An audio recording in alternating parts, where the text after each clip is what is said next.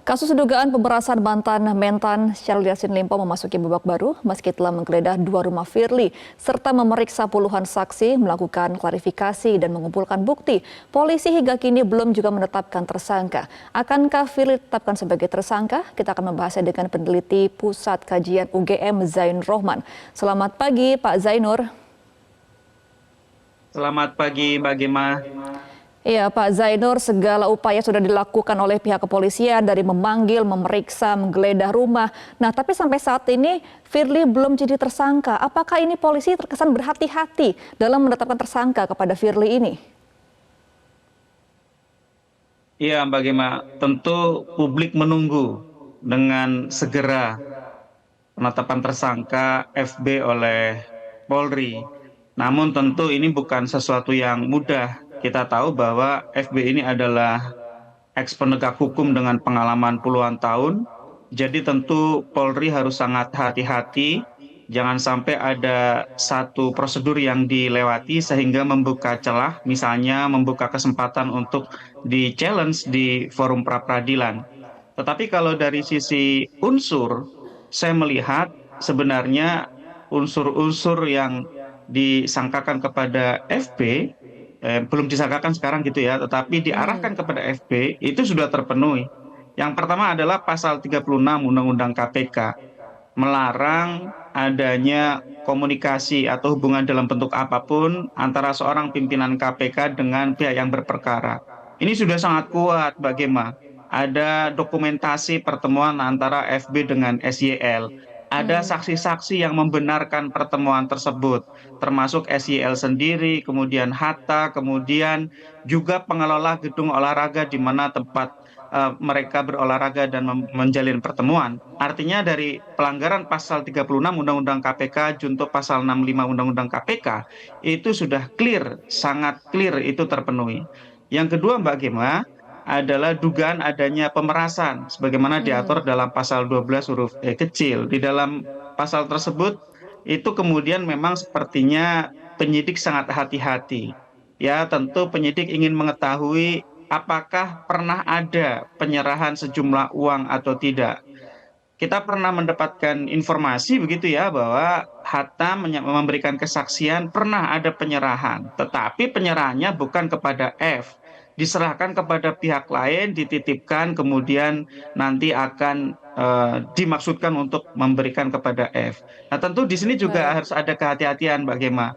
Kenapa? Karena harus dipastikan bahwa pemberian tersebut memang untuk F dan F sendiri menginsyafi adanya pemberian tersebut.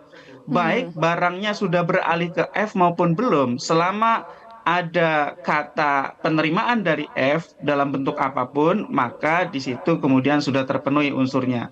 Dan yang terakhir Mbak Gema, ini kemudian berkembang. Rumah kontrak di Kartanegara, ini ternyata juga ada kemungkinan adalah satu bentuk gratifikasi baru di luar perkara pokok, yakni dugaan gratifikasi atau pemerasan dan juga pelanggaran pasal 36 dalam kasus Kementerian Pertanian. Jadi ini Iya. diduga masih didalami lagi oleh Polri, apakah rumah di Kartanegara itu adalah gratifikasi ataukah memang benar sewa? Kalau sewa, kenapa kita dengar tarifnya sangat murah? Di dalam Undang-Undang Tindak Pidana Korupsi, diskon, rabat, atau harga yang tidak wajar, itu juga merupakan bentuk-bentuk gratifikasi, Mbak Gema. Baik, berarti butuh kehati-hatian dari pihak kepolisian agar tidak ada celah dari Firly untuk mengcounter pihak kepolisian, begitu ya Pak Zainur. Nah, tapi kan sejauh ini sudah ada 2 rumah digeledah, bukti sudah ada kuat, kemudian juga puluhan saksi sudah diperiksa. Apakah sebenarnya sudah cukup menetapkan Firly sebagai tersangka sejauh ini? Ya, tentu itu kembali kepada keyakinan dari penyidik mengenai alat-alat bukti yang sudah dipegang. Kalau kita lihat sebenarnya penyidik hanya cukup membutuhkan 2 alat bukti untuk menetapkan sebagai tersangka, bahkan itu bukti permulaan. Sudah ada beberapa ahli Mbak Gema yang diperiksa Ya. oleh penyidik Polri. Ya kita dengar ada ahli hukum pidana, ada eks pimpinan KPK maupun ahli-ahli lain. Itu sudah satu alat bukti. Yang kedua kita dengar juga sudah ada beberapa barang bukti yang disita.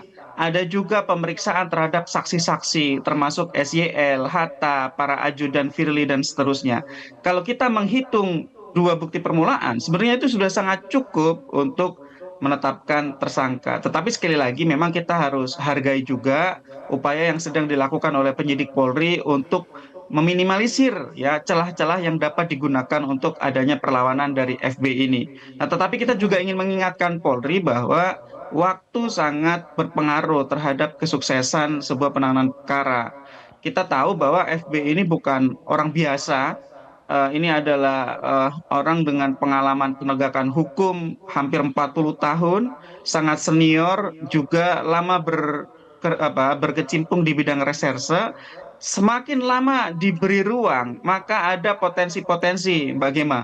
Untuk Mm-mm. apa? Ya potensi misalnya mempengaruhi saksi-saksi, menghilangkan barang bukti, bahkan juga mungkin ya meskipun saya yakin tidak terjadi, bisa saja melarikan diri begitu ya.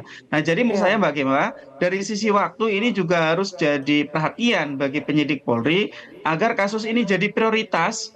Jangan terlalu lama digantung pada posisi abu-abu sehingga membuka ruang-ruang yang kemudian dapat dimanfaatkan oleh pihak-pihak untuk berkelit dari proses hukum yang sedang dijalani.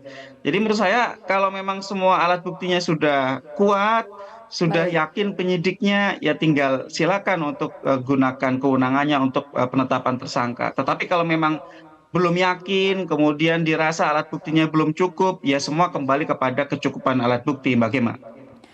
Baik, Pak Zainur, ini kan juga ada perbedaan pendapat ya tentang rumah Kartanegara antara kuasa hukumnya Firly dengan pengusaha Alex Tirta. Kalau penguasa hukum Firly mengatakan bahwa rumah tersebut disewa dengan penyewaan rumah yang resmi begitu ya, makanya harganya murah. Tapi kemudian Alex Tirta mengatakan bahwa ia menyewakan rumah tersebut buat safe house-nya Firly. Nah, dengan perbedaan pendapat seperti ini, seberapa besar pengaruh terhadap kasusnya Firly nantinya?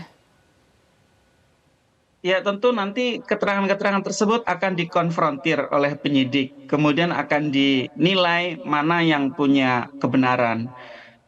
Kita bahkan pertama kali dengar pihak FB mengatakan tidak mengenal A tersebut, tetapi Iya. ternyata juga beredar foto-foto bahwa A itu bahkan pernah menghadiri acara Pak FB begitu ya. Juga soal sewa.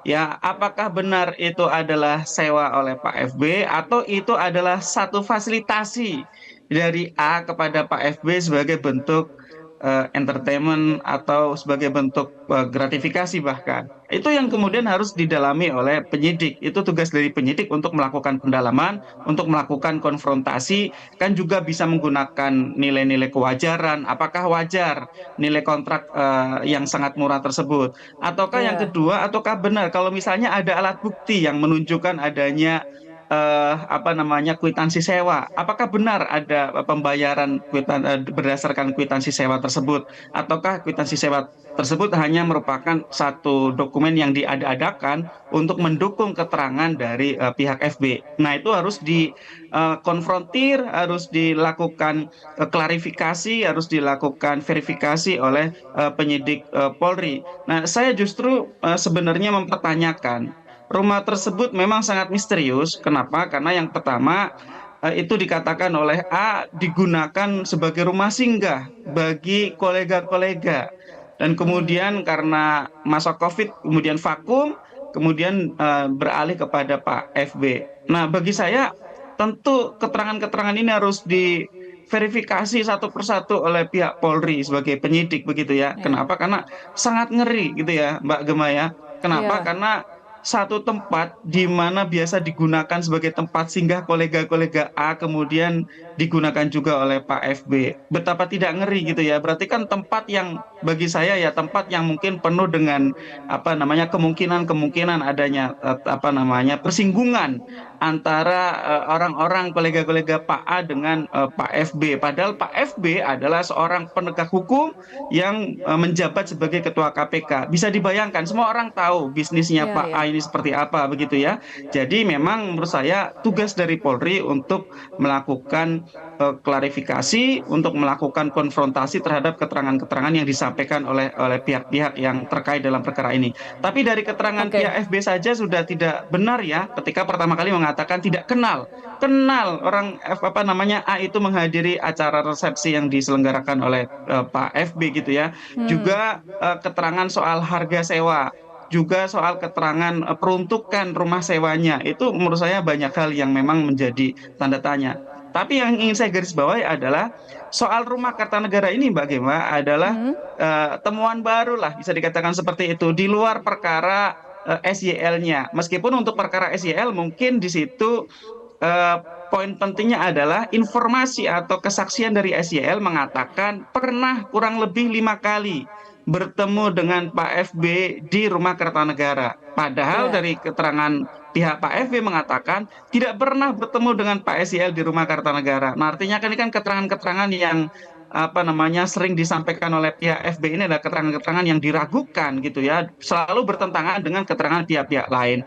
Artinya Ya. kalau sudah 5 kali bertemu, ini sudah merupakan pelanggaran yang sangat serius pasal 36 Undang-Undang KPK, dan yang harus benar-benar didapatkan alat buktinya oleh penyidik Polri adalah dugaan pemerasan terhadap Pak SYL oleh Pak FB ini. Apalagi kalau sudah ada pemberian. Nah, menurut saya Mbak Gema, bola sudah di depan gawang. Ini tinggal butuh Baik. sontekan terakhir.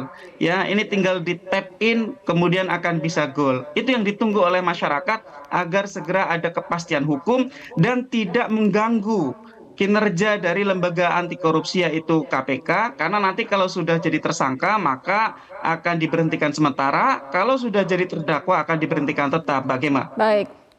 Oke, baik Pak Zainur, kita akan nantikan bagaimana ketegasan polisi dan juga menunggu pemeriksaan untuk Alex Tirta pada hari ini di Polda Metro Jaya, bagaimana keterangannya nantinya. Terima kasih Pak Zainur Rohman selaku peneliti Pusat Kajian UGM. Selamat kembali beraktivitas Pak Zainur. Pemirsa, Selamat Pagi Indonesia akan kembali dengan sejumlah informasi lain untuk Anda. Jadi tetaplah bersama kami.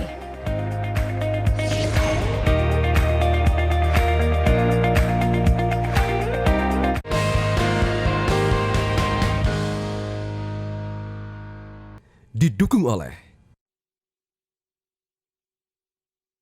Mandi pakai sabun saja, kuman kotorannya masih ada. baru ProGuard Daily Purifying, si mineral angkat kotoran sampai pori. Jelajahi cara baru mendapatkan informasi. Download Metro TV Extend sekarang.